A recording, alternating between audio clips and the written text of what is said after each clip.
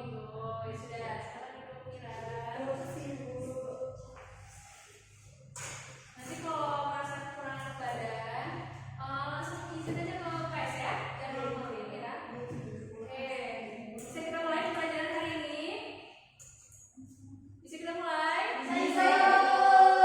Pada sendiri-sendiri. Oke, jadi minggu lalu kan Ibu sudah menjelaskan mengenai struktur, terus pengertian, terus juga kaidah pembahasan mengenai teks laporan hasil observasi.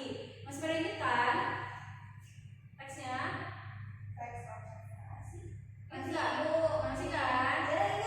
Oh, Tiara aja yang ingat. Yang lainnya? Lupa. Baru minggu lalu Ibu jelaskan. Minggu lalu cuma ada tugas ya? Udah dikerjakan? Sudah dikumpul Tira? Sudah Ibu di meja itu. Berarti Ibu periksa ya. Oke, jadi untuk minggu ini adalah minggu terakhir kita membahas teks laporan hasil observasi, yaitu mengkonstruksi teks laporan hasil observasi. Jadi mengkonstruksi ini bisa diartikan sebagai menyusun ya, menyusun teks gitu. Jadi di materi hari ini Ibu akan menjelaskan mengenai bagaimana caranya untuk menyusun teks laporan hasil observasi ini. Nah, adapun tujuan pembelajaran kita pada pagi hari ini, siswa mampu mengamati dan mencatat hal-hal yang ditemukan ketika melakukan pengamatan atau observasi. Lalu, siswa mampu menyusun kalimat utama dan siswa mampu mengembangkan kalimat utama menjadi sebuah paragraf. Jadi nanti Ibu akan kasih beberapa langkah untuk anak-anak semua kerjakan ya, mengenai teks laporan hasil observasi. Oke, kita langsung aja ke langkah-langkahnya. Jadi untuk menyusun teks laporan hasil observasi ini, tolong diperhatikan ada 5 langkah-langkah. Yang pertama, menentukan objek. Itu yang harus ya, itu yang wajibnya. Karena kalau nggak menentukan objek, bingung kan kita mau observasi apa gitu. Nah, jadi di dalam menentukan objek ini tentukan sesuatu atau tempat yang akan diobservasi. Jadi teks laporan hasil observasi ini bisa mengobservasi benda atau tempat. Gitu. Terus yang kedua, membuat jadwal, yaitu tentukan waktu yang tepat untuk melakukan observasi. Jadi kalian juga harus bisa mengatur waktu kapan harus mengobservasi, seperti itu. Terus yang ketiga, melakukan observasi. Nah, ini yang penting ya. Jadi lakukan observasi yang cermat dan saksama. Jadi observasi itu bukan cuma sekedar melihat doang, bukan cuma sekedar melihat itu sudah gitu, tapi benar-benar harus diamati baik-baik. Terus juga harus dengan fokus ya, kesadaran penuh ya untuk mengamatinya gitu. Terus yang keempat ada mencatat data hasil observasi. Nah, ini yang paling penting. Jadi ketika anak-anak semua sedang mengobservasi, jangan lupa untuk mencatat setiap hal yang anak-anak lihat gitu. Jadi jangan sampai kita hanya mengobservasi tapi kita nggak catat gitu, karena kayak gitu tuh bisa mempengaruhi hasilnya, bisa mempengaruhi hasil teksnya gitu. Nanti kalau misalnya nggak dicatat, ada beberapa hal yang terlupakan, ada beberapa hal yang miss, seperti itu. Terus yang kelima, menyusun teks laporan hasil observasi. Nah, ini yang terakhir, hal terakhir adalah menyusun teks. Jadi susun data hasil pengamatan menjadi teks laporan hasil observasi sesuai struktur dan kaidah bahasaan. Jadi catatan-catatan yang sudah kalian buat itu dijadikan satu, digabungkan menjadi sebuah apa? Oke, menjadi sebuah teks laporan hasil observasi. Itu ya. Oke. Nah, gimana sih caranya kita mendapatkan data observasi? Pasti bingung kan? Gimana ya caranya kita bisa dapat data hasil observasi selain dari melihat aja, selain dari mengamati aja? Nah, ada 3 cara. Yang pertama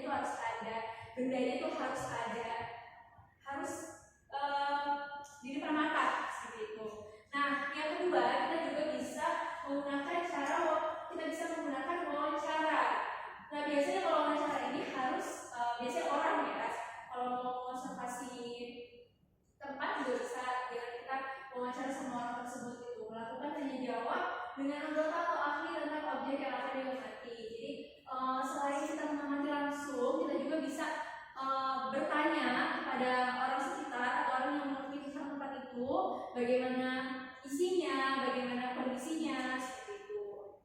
Terus yang ketiga, ada namanya kajian pustaka. Nah, ini untuk menambahkan informasi dalam teks laporan hasil observasi, yaitu mencari tambahan data dari sumber lain seperti buku, majalah, koran, dan internet. Dan pastikan sumbernya disebutkan di dalam teks laporan itu, kan mengutipnya dari mana. Jangan sampai kalian mengutipnya asal-asal dari blog yang nggak bisa dipertanggungjawabkan, itu jangan sampai ya, karena teks laporan hasil observasi ini kan terus datanya itu valid kan, yang fakta gitu, jadi harus sesuai juga gitu. Jadi jangan sampai kalian mengutip data dari website yang tidak bisa kalian pertanggungjawabkan. Sampai sini ada yang ingin ditanyakan mengenai cara mendapatkan data observasi ataupun langkah-langkahnya? Cukup? Ibu paham ya? Oke, karena sudah paham, Ibu akan kasih kalian tugasnya berkelompok, karena satu kelompok 2 orang aja, jadi Mira sama Asisipa dan Tiara sama Safira. Mira sama Asisipa ini kelompok 1 atau kelompok 2? Kelompok 1, berarti Mira sama Safira kelompok 2 ya.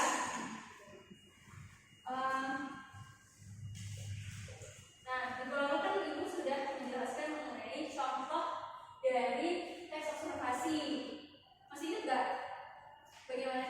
bagaimana bentuknya? Atau mau baca dulu? Mau dibaca-baca dulu?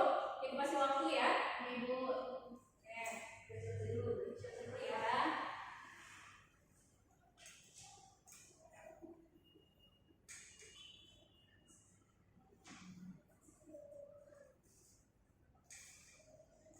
Kelihatan tidak? Tidak.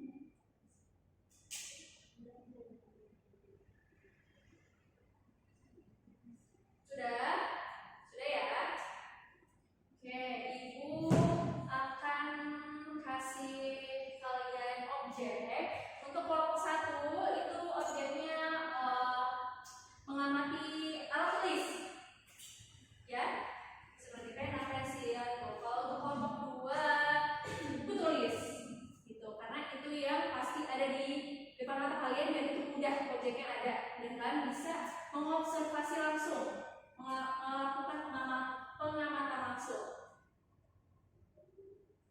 Ada yang dibingungin kira-kira dari tugasnya?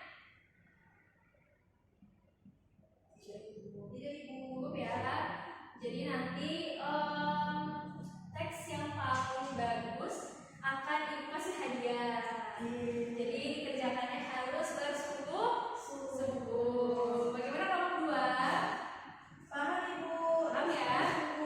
Oke, Ibu kasih waktu 5 menit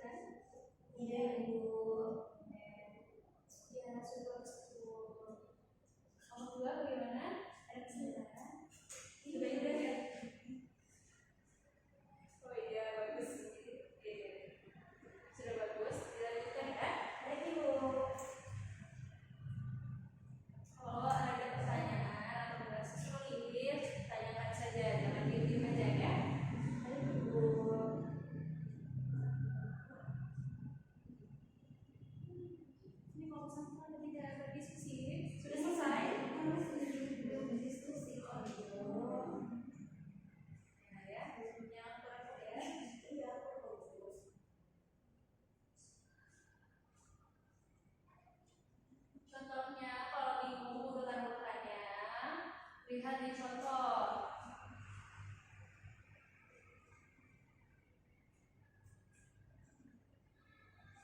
Dan ikuti struktur teks hasil observasi ya, sesuai dengan struktur dan kaidah bahasaan teks laporan hasil observasi. Ibu.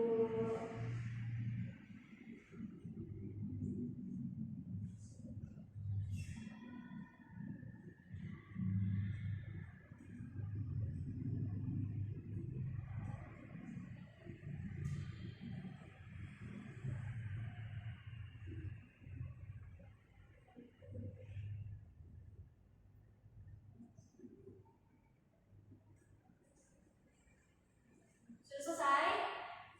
Kelompok 1, kelompok 2 sudah selesai? Sudah Ibu.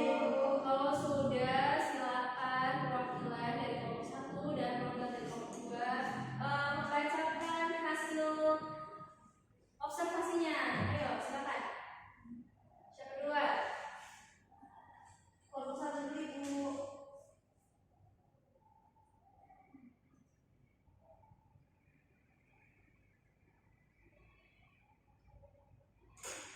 Ibu, Ya.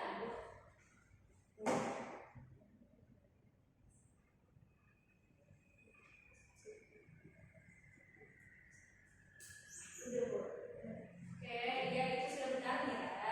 Dibacakan aja dulu salah satu aja. Ayo, dari kelompok 1 dan kelompok 2 Ibu mau lihat bagaimana hasil diskusi kelompoknya.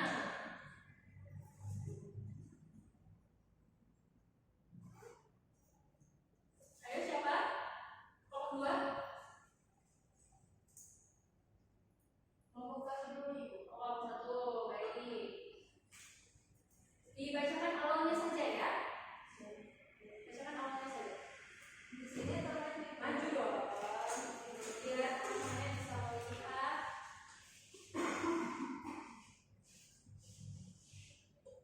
Baik, jadi teks laporan hasil observasi kami mengenai buku tulis itu. Buku tulis masih menjadi salah satu alat pembelajaran yang dominan. Mayoritas siswa menggunakan buku tulis sebagai media untuk mencatat materi pelajaran, tugas, dan catatan-catatan penting. Sebagian besar siswa lebih memilih menggunakan buku tulis fisik daripada alat elektronik seperti laptop atau tablet.